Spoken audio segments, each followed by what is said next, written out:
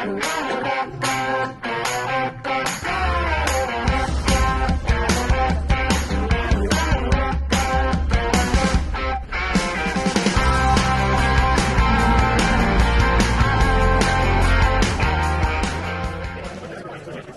まりました。長ヤンズハウススペイン5日目です。この日はマドリードの朝からスタートです。ここのカフェがとっても可愛くて、パンもコーヒーも美味しかったので、マドリード行く方はとってもおすすめです。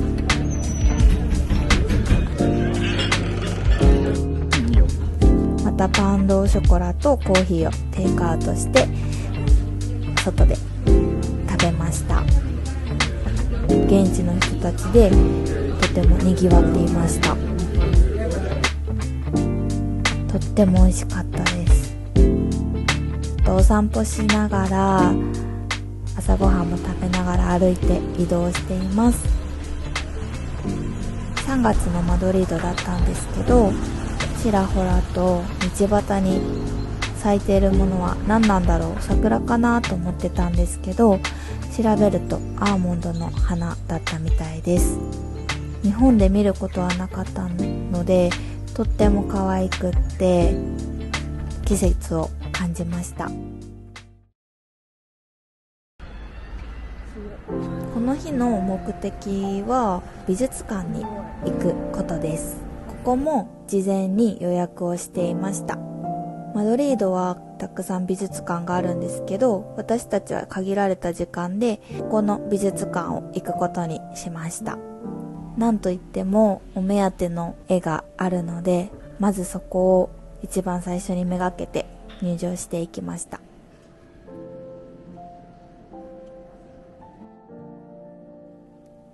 その作品っていうのがこのピカソのゲルニカ。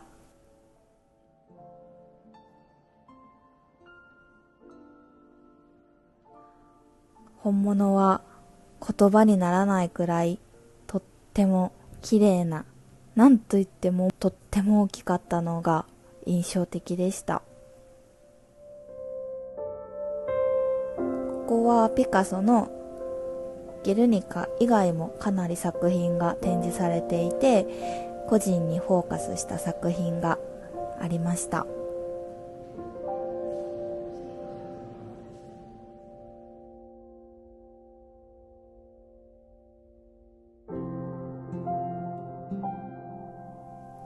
ピカソの作品は本当にいろんなものを感じる作品が多かったので、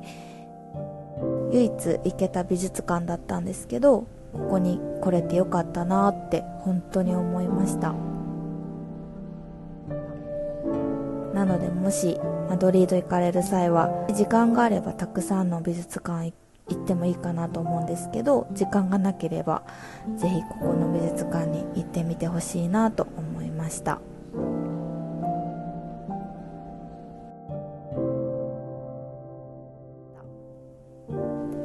他にもミロの作品とかもたくさん展示してあって、本当に展示数も多いし、かなり広い美術館だったので、全部を見ようと思うと時間がかかるかなと思うので、見たいものをピックアップして私たちは美術館でたくさんの絵を見てきました。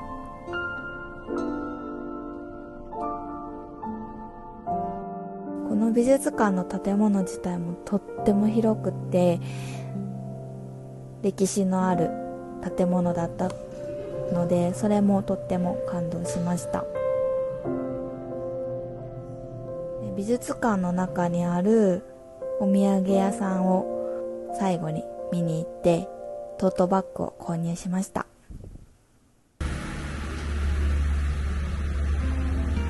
でその後はまた街を散歩することにしました。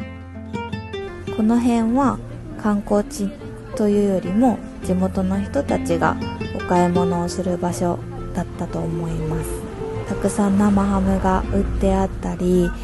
青果店があったりと、日本の市場とはまた違う雰囲気の地元の人たちの時間が流れています。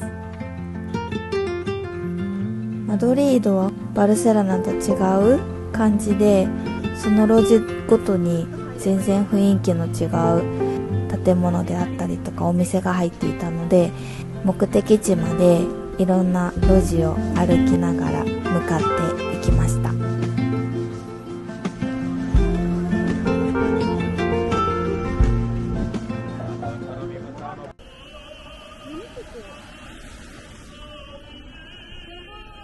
行ってなかった方面にも行ってみようと思って、違う方面に歩いていきました。もう建物が何と言っても本当に歴史があって、日本ではないような建物ばかりで、お散歩するだけでも本当に楽しかったです。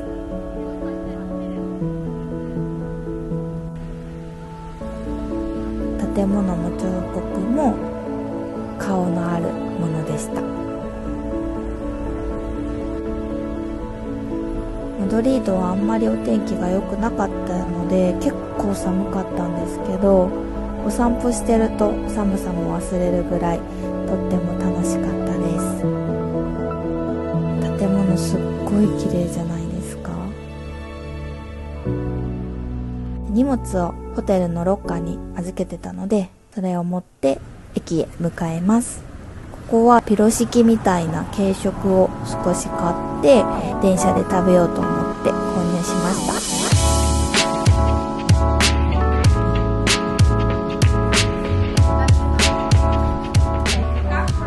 このビートルと街の色合いがとってもいい感じでした。こ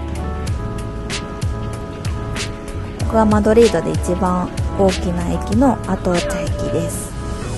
本当にここまでの旅は順調そのものだったんですけど、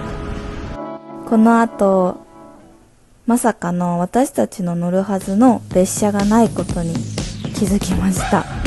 なんとも駅を間違えていて、ウーバータクシーをすぐ呼んで急いで移動しました。もう本当にここは泣きそうになってました。残り20分しかなかったのですが、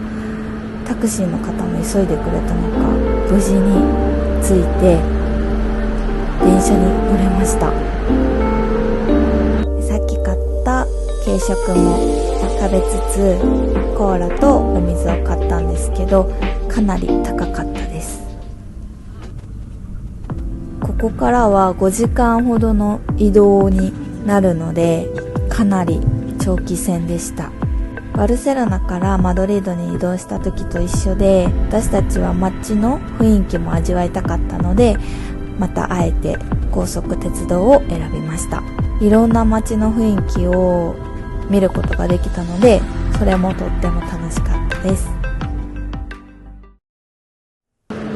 無事に5時間の電車の旅が終わり、サンセバスチャンに到着しました。ここは私たちが一番訪れたかった場所と言っても過言ではないぐらい、とっても楽しみにしていた場所になります。夜8時ぐらいに到着だったんですけど、バルセロナとマドリードと全然違う雰囲気の街に大興奮しておりました。駅の目の前の橋を渡って、ここからはホテルにまず向かうことにしました。また全然違う雰囲気で綺麗ですよね。駅からホテルまでは歩いて行ける距離だったんですけど、広場があったりとか噴水があったりとかで、この街も本当に最高でした。本日の宿に到着しました。ここが本当にいいホテルだったので、ぜひサンセバスチャンに行かれる方は行ってほしいなと思います。私たち夫婦もここが一番印象に残ったホテルになりました。家具もめっちゃ可愛くないですか？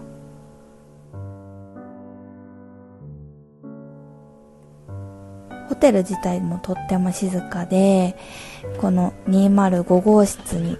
私たちは泊まることになりました。レセプションの方にアップグレードしといたよって言ってもらえて、だいぶいいお部屋にアップグレードしてくれてたのかなと思います。どうでしょうか、このお部屋とっても良くないですか？予約する時も口コミを見て予約したんですけど、結構日本人の方の口コミも多くて、みんないい口コミばっかだったので、本当にこのホテルにしてよかったなと思いました。今までのホテルはバスタブがなかったんですけど、こんなにも広いバスタブがあってとってもリフレッシュしました。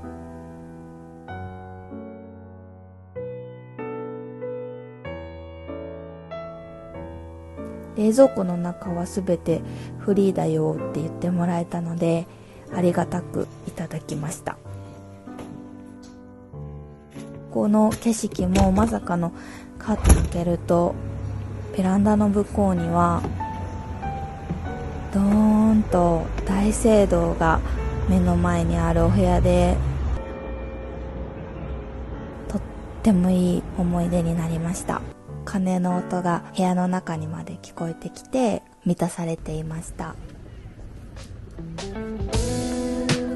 その後はお散歩に行きました。サンセバスチャンの夜景が本当に綺麗で、とっても時間もゆっくり流れていて、いいお散歩になりました。この後はもうこの旅の大本命のバル巡りをしていこうと思います。本当に評価の高いバルがたくさんあるんですけど、1軒目はここのバルに決めました。ここのバルもとっても美味しくって、たくさんタパスが置いてあって、地元の人とか観光客でかなり活気のある店内でした。もうね、本当に美味しかったです。軽く 1,2 品を食べて次のバルに向かっていきます。でもだいぶ夜も遅かったんで、ここのバースポーツっていうかなり有名なバルに行くことにしました。こ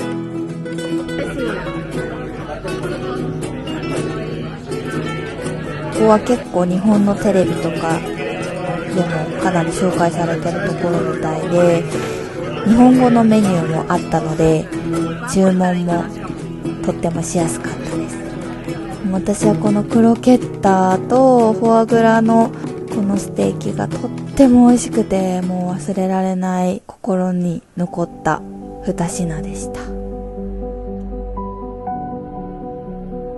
たくさん持ってきていたカップラーメンを消費しないといけなかったので、カップラーメンを締めに食べて寝ることにしました。